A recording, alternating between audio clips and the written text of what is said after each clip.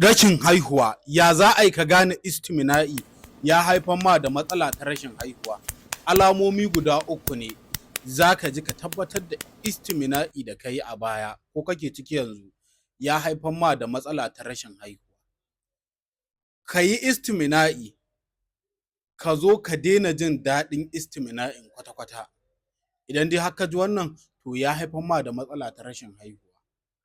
Matsala ta gaba shine ka yi istimina'in ka ga sperm bai hito ba, ma'ana maniyyi, ko ko ya hito ɗan kaɗan, ko ko ya hito ya canza kala. To in ka ji wannan, to ya haifar ma da matsala, ko ko ya tsinke ya koma kamar ruwa. To in ka ji wannan, to ya haifar ma da matsala ta rashin haihuwa.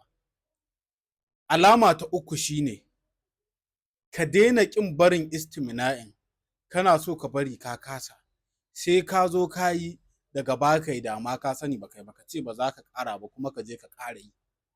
Alhaji muddin kana da wa'annan alamomi ko ka ji su ko kana jin su, to ka ɗauki number mu kai mamu magana. Insha Allahu za mu baka ingantaccen magani da kuma bayanan da ya kamata domin samun mafita akan wannan lalura.